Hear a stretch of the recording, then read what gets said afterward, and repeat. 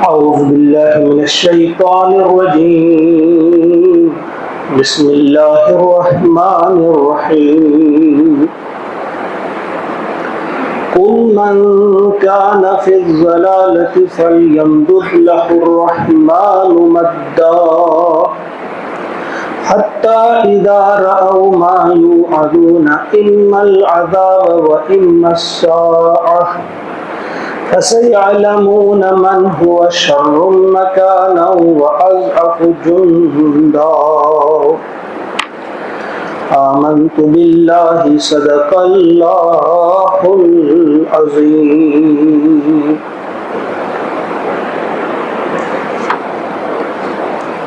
آیت نمبر 75 سے 82 تک انشاءاللہ آج ہم مطالعہ کریں گے.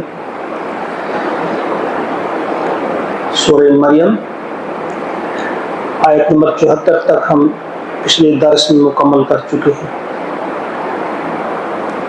اللہ کا ارشاد ہوتا ہے قل من کان فی الضلالہ، آپ کہہ دیجئے من کان فی الضلالہ، جو گمراہی میں پڑا ہوا ہے، فلیمدد لہ، تو ڈھیل دیتا ہے اسے، اس کے لیے لہ الرحمن الرحمن مدہ، خوب ڈھیل. یعنی جو گمراہی کا راستہ اختیار کرتا ہے، جو گمراہی میں ہوتا ہے، اللہ تعالیٰ اس کو اس گمراہی میں مزید وقت دیتا ہے، ڈھیل دیتا ہے.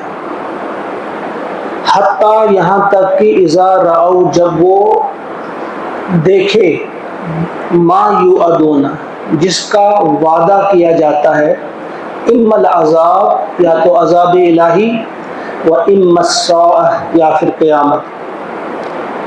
فَسَيَعْلَمُونَ، تو پھر عنقریب یہ جان لیں گے، من هو شر مکان، کون کس کا مقام بدتر تھا، برا ٹھکانہ کس کا تھا، وَأَضْعَفُ جُنْدًا، اور کمزور تر لشکر کس کا. یہ اس کی جواب میں جو ہم نے پچھلے درس میں پڑھا تھا کہ وہ جو مشرکین مکہ باتیں کیا کرتے تھے، جب انہیں اللہ تبارک و تعالیٰ کی روشن آیتیں سنائی جاتی تھی تو وہ اہل کفر کہا کرتے تھے ایمان والوں سے، للذین آمنوا ای الفریقین خیر مقاما واحسن ندیا، تو دیکھو ہم دو گروہوں میں سے کن کا ٹھکانہ بہتر ہے اور کن کی مجلسیں شاندار ہیں.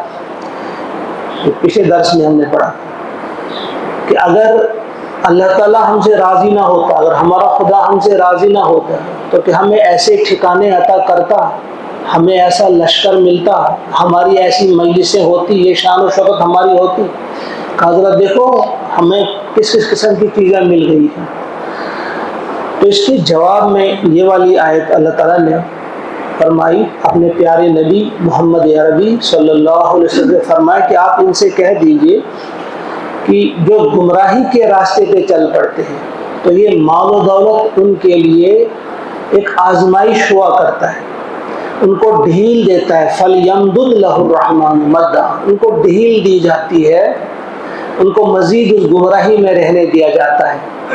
کیا کسی وقت عقل سے کام لیں کر شاید یہ واپس آ جائیں، لیکن ہوتا کیا ہے، اکثر ہوتا یہ ہے کہ اس مال و دولت کی وجہ سے مغرور ہو جاتے ہیں، کہتے ہیں ہمارا خدا ہم سے خوشی ہے، اور اس میں آگے چلے جاتے ہیں اور عذاب مزید سمیٹتے ہیں اپنے لیے، اور ایسا کرتے رہتے ہیں یہاں تک کہ جب وہ وقت آ جاتا ہے جس چیز کا ان سے وعدہ کیا گیا ہے.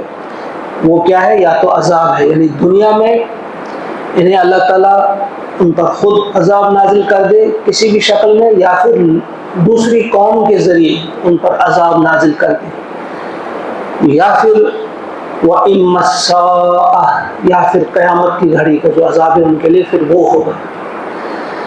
اور عنقریب جان جائیں گے جو ان کی بکواس ہے، جو بکواس کر رہے ہیں کہ کن کی مجلسیں شاندار ہیں، کن کے ٹھکانے بہترین ہیں، تو وہاں پھر یہ جان جائیں گے اچھی طرح سے کہ کن کا ٹھکانہ زیادہ اچھا ہے، کن کا ٹھکانہ برا ہے. اور ان کا لشکر جو ہے وہ زیادہ کمزور ہے۔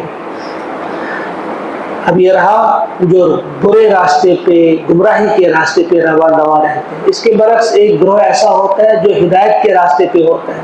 اب ان کے لیے کیا ہے؟ فرمایا وَيَزِيدُ اللَّهُ الَّذِينَ اهْتَدَوْا هُدًى، اور جو ہدایت کے راستے پہ گامزن ہوتے ہیں، جو اللہ تعالیٰ کی بتائی ہوئی ہدایات کے مطابق اپنی زندگی بسر کرتے ہیں، جنہوں نے واقعی اپنا امام، اپنا راہبر اور رہنما محمد عربی صلی اللہ علیہ وسلم کو بنایا ہوتا ہے، جو اس راہ کے راہی ہوتے ہیں، اللہ تبارک و تعالیٰ ان کی ہدایت میں مزید اضافہ فرماتے ہیں۔ وَيَزِيدُ اللَّهُ، مزید ان کو عطا کرتا ہے ہدایت میں اضافہ۔ گمراہی کرنے والے، ان کی گمراہی میں ہی اضافہ ہوتا رہتا ہے، لیکن یہ ہدایت والے جو ہے، جب ان کی آزمائش ہوتی ہے، جب انہیں خوب نعمتوں سے نوازا جاتا ہے تو یہ شکر کرتے ہیں اور انہیں اور ہدایت اس سے مل جاتی ہے۔ اور جب انہیں دکھ کی وجہ سے، تکلیف کی وجہ سے، پریشانی کی وجہ سے یا کسی اور انداز سے جب انہیں آزمایا جاتا ہے، اس وقت یہ صبر کرتے ہیں اور اس وجہ سے بھی ان کی ہدایت میں اضافہ ہوتا ہے۔ یعنی یہ دونوں صورتوں میں کامیاب ہیں، یہ دونوں صورتوں میں اللہ تعالیٰ کی اس کے قریب جاتے ہیں، اللہ تعالیٰ کے مزید قریب جاتے ہیں۔ اگر انہیں مال و دولت یا نعمتوں سے نوازا جائے، یہ بھی ایک آزمائش ہوتی ہے، تو اس پر یہ شکر کرتے ہیں، اتراتے نہیں، گھمنڈ نہیں کرتے۔ اور اگر انہیں کوئی تکلیف پہنچائی جاتی ہے، کوئی دکھ پہنچتا ہے، کوئی پریشانی لاحق ہوتی ہے، تو اس وقت یہ صبر کرتے ہیں۔ صبر اور شکر کے ذریعے ان کی ہدایت میں اضافہ ہی ہوتا ہے۔ وَالْبَاقِيَاتُ الصَّالِحَاتُ خَيْرٌ عِندَ رَبِّكَ ثَوَابًا وَخَيْرٌ مَرَدًّا۔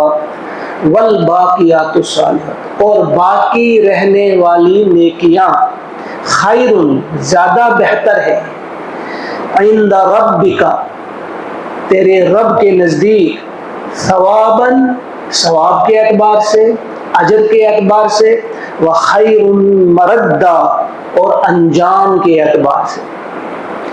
یہی الفاظ ہم نے پڑھے سورہ کہف آیت نمبر 45 میں، 45 میں بھی یہ الفاظ ہم نے پڑھے تھے، والباقیات الصالحات خیر عند ربک ثوابا وخیر عملا، غالباً وہاں یہ الفاظ تھے۔ تو یہ کیا ہے؟ باقیات الصالحات تیرے رب کے نزدیک بہتر ہے، ثواب کے اعتبار سے اور انجام کے اعتبار سے۔ یہ باقیات الصالحات کیا ہیں؟ باقی رہنے والی نیکیاں کیا ہیں؟ مختلف روایات ہیں اس سلسلے میں۔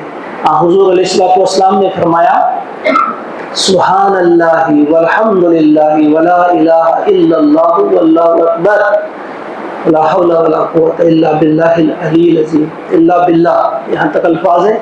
فرمایا کہ یہ باقیات الصالحات ہیں، یہ 99 بیماریوں کا علاج ہے، اور سب سے کم تر جو بیماری ہے وہ ہے ہم سے نجات سے ملتی ہے۔ ہم یعنی غم اور پریشانی سے نجات ملتی ہے جو ان الفاظ کا ورد کرتا ہے، جو ان الفاظ کو پڑھتے رہتا ہے۔ اور ایک اور روایت میں حضور علیہ السلام نے فرمایا کہ یہ الفاظ پڑھا کرو، یہ محض ونن، یہ جو سبحان اللہ والحمد للہ ولا الہ الا اللہ۔ تو باقی ان کے لیے فرمایا آپ نے باقیات الصالحات یہی ہے۔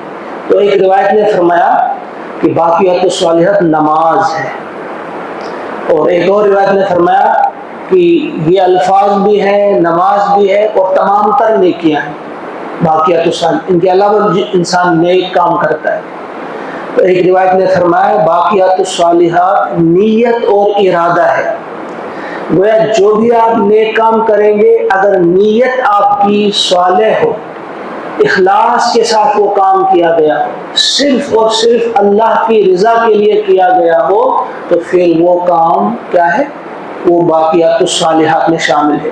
وہ آپ کی نماز، روزہ، حج، زکوٰۃ، یہ عبادات ہو، یا معاملات ہو، یا کسی بھی قسم کی آپ کی نیکی ہو، کوئی یتیم خانہ آپ نے کھولا، آپ نے کوئی مدرسہ قائم کیا، آپ نے کہیں پہ کنواں کھودا، پانی کا بندوبست کیا لوگوں کے لیے، یا کسی مسکین، یتیم، کوئی کسی کا بھی آپ آسرا بنے ہوئے ہیں، سہارا بنے ہوئے ہیں، کسی کی تکلیف آپ دور کر رہے ہیں، کوئی بھی نیک کام آپ کر رہے ہیں، لیکن نیت آپ کی درست ہے، نیت صرف اور صرف یہ ہے کہ اللہ کو راضی آپ کرنے جا رہے ہیں، تو یہ باقیات الصالحات۔ اور ایک موقع پہ آپ نے فرمایا، حضرت عائشہ صدیقہ رضی اللہ تعالیٰ عنہ کی وہ روایت ہے کہ باقیات الصالحات جو ہیں وہ بیٹیاں ہیں، نیک بیٹیاں۔ اور آپ نے ایک حوالہ دیا کہ ایک بار فرمایا پیارے نبی صلی اللہ علیہ وسلم نے کہ میری امت کا ایک فرد جو ہے اسے جہنم کی طرف لے جایا جا رہا تھا،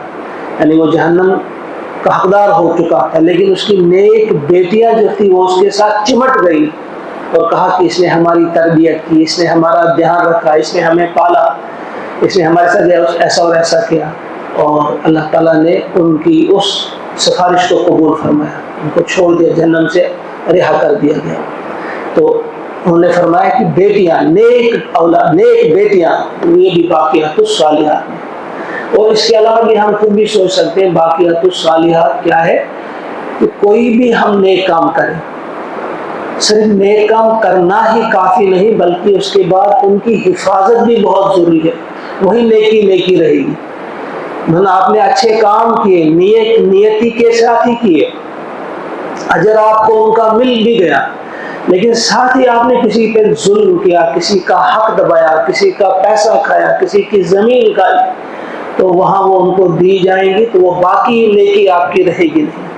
یعنی جہاں آپ کا اچھا کام کرنا انتہائی ضروری ہے، جہاں آپ کا بہتر سلوک اپنے پڑوسی کے ساتھ کرنا ہے، کسی کی مدد کرنی ہے، جہاں یہ ایک نیکی ہے، اچھی نیکی ہے، اور عبادات ہوں، معاملات ہوں، ان معاملات میں آپ نیکیاں کماتے جائیں، لیکن دوسری طرف سے آپ کسی پہ ظلم ڈھاتے رہیں، کسی کا حق دباتے رہیں، تو وہ نیکیاں لے جائیں گے۔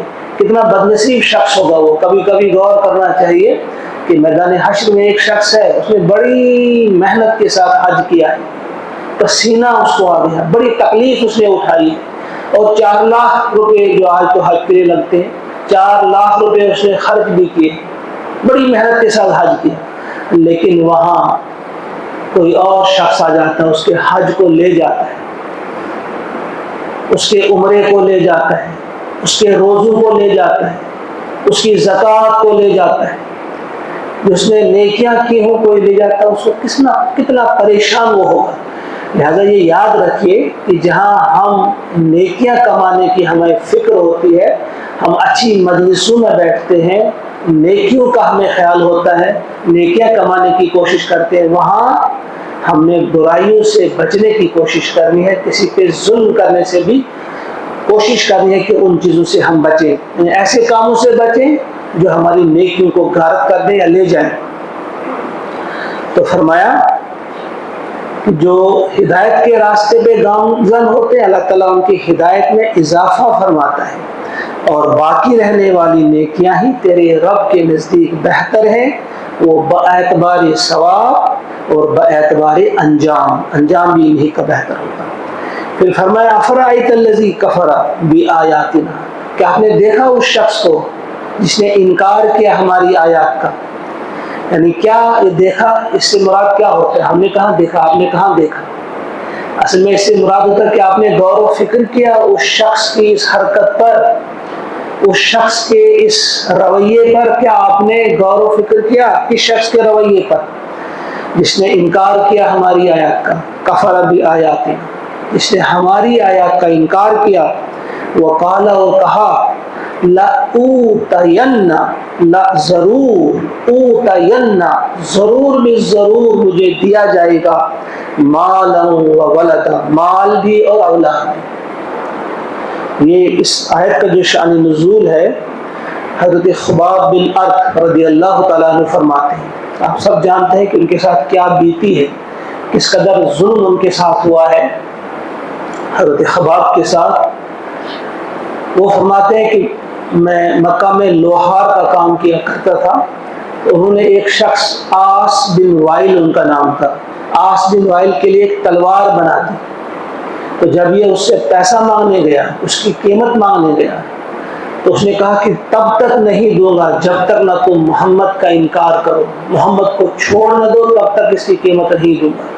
تو خباب بن ارد نے کہا کہ دیکھو، جب اللہ تمہیں موت دے گا پھر زندہ کرے گا، اس وقت تک میں محمد کا انکار نہیں کر سکتا، وہ قیامت کی صبح تک میں انکار محمد کا نہیں کر سکتا۔ اس نے کہا اچھا، اس کا مطلب یہ ہے کہ مرنے کے بعد مجھے پھر زندہ کیا جائے گا، تو پھر ایسا کریں گے کہ جب مجھے وہاں زندہ کرے گا اللہ تعالیٰ تو وہاں مجھے مال بھی ملے گا، اولاد بھی ملے گی، تو وہاں میں تمہاری ایک قیمت دوں گا۔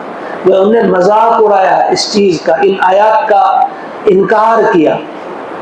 تو فرمایا کہ آپ نے غور و فکر کیا اس شخص کے رویے پر، اس شخص کی بکواس پر، اس شخص کے ان الفاظ پر، جس نے کیا کہا؟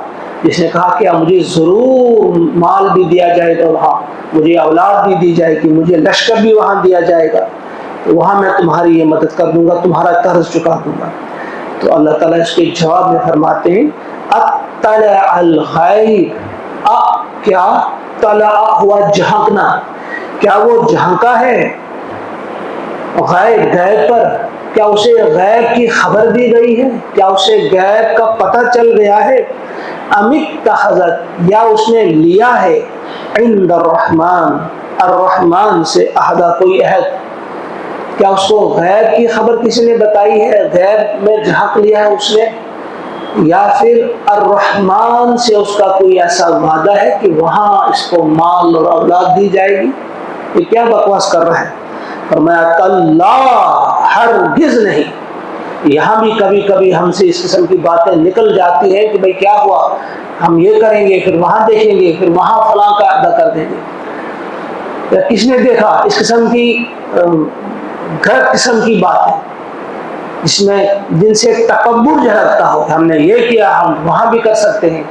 کلا، ہرگز نہیں، سنکتب ما یقول، سنکتب، ہم ضرور لکھیں گے، ما یقول، جو یہ کہتا ہے، یعنی جو ایک شخص بکواس کرتا ہے، اس کی اس بکواس کو ہم ضرور لکھیں گے، جو بھی یہ بکتا ہے، سنکتب ما یقول ونمد لہ، اور ہم بڑھا دیں گے اس کے لیے من العذاب مدا، عذاب میں سے اور لمبا کریں گے، یعنی وہاں جو اس کا عذاب ہوگا، اس کی برائیوں کی وجہ سے، انکار کی وجہ سے، کفر کی وجہ سے، ہٹ دھرمی کی وجہ سے جو اسے عذاب ملے گا، تو اس کو اس جو اس نے مغرورانہ بات کی ہے، متکبرانہ بات کی ہے، اس کی وجہ سے اس کے عذاب میں ہم اور اضافہ کریں گے، یعنی جو اس کے لیے عذاب وہاں تھا وہ تو ہے، لیکن یہ غرور والی بات، گھمنڈ والی بات جو اس نے کی ہے، اس کا عذاب، اس کا اسے اور عذاب وہاں دیا جائے گا، ہم لمبا کریں گے اس کے عذاب کو،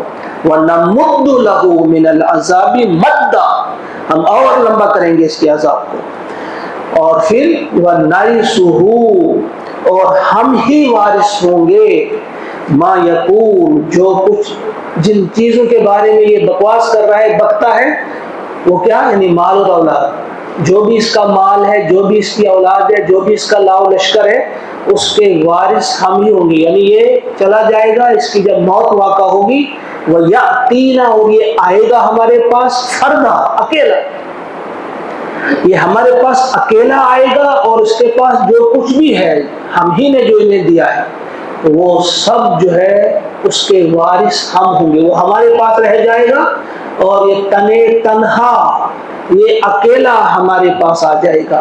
ہاں، اس کے ساتھ اگر ہوگا تو اس کی یہی شرارتیں ہوں گی، یہی بدتمیزیاں ہوں گی، یہی برے اعمال ہوں گے، یہی گناہ ہوں گے، یہی اس کا جو چال چلن ہے، یہ اس کے ساتھ ہوگا، اور کوئی چیز، مال، اولاد، اس قسم کی کوئی چیز کے ساتھ نہیں ہوگی۔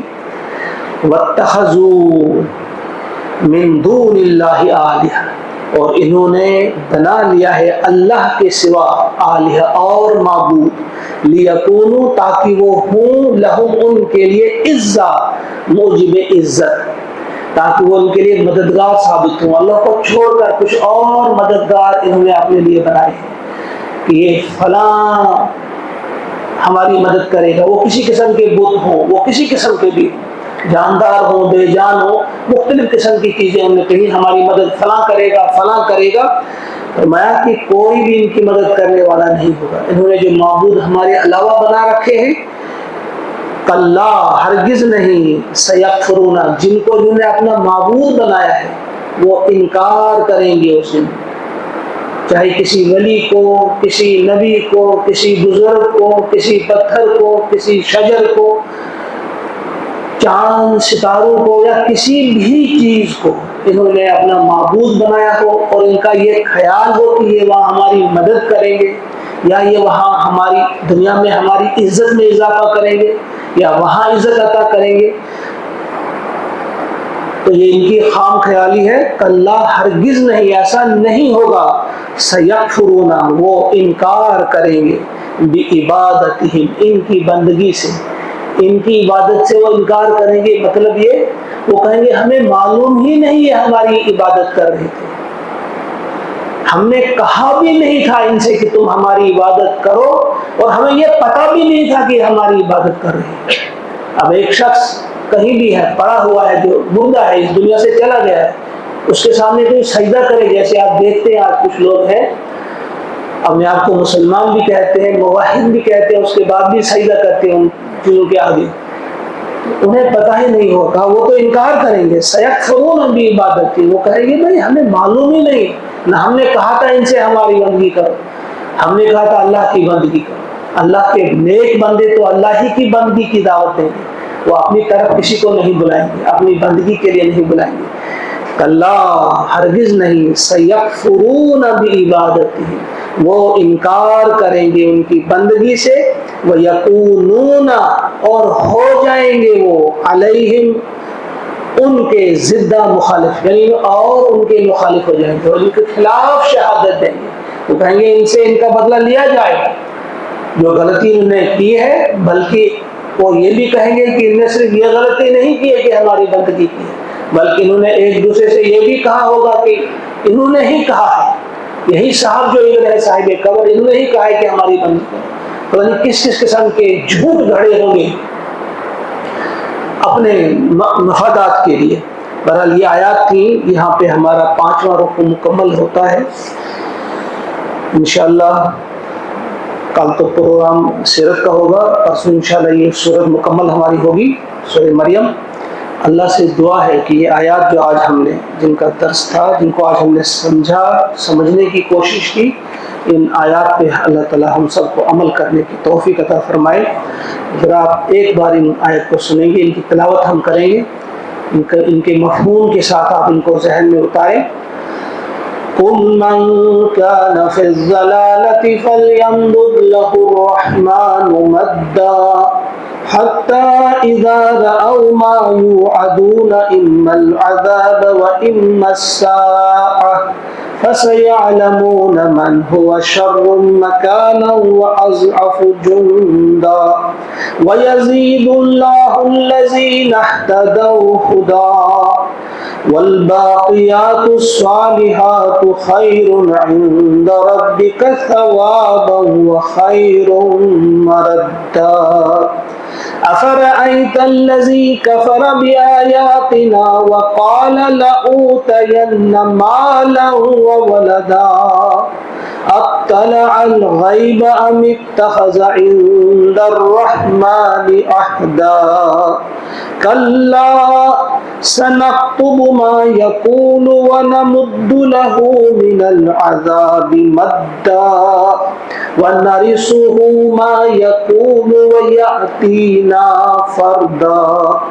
وَاتَّخَذُوا مِن دُونِ اللَّهِ آلِهَةً لِيَكُونُوا لَهُمْ عِزًّا.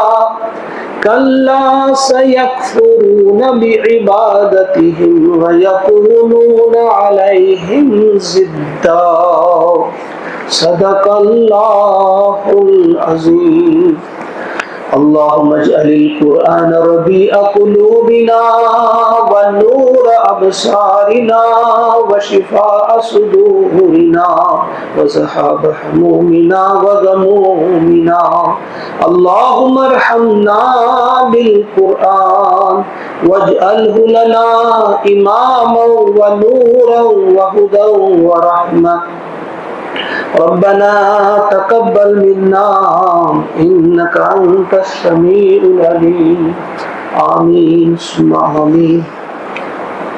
अस्सलामु अलैकुम व रहमतुल्लाह।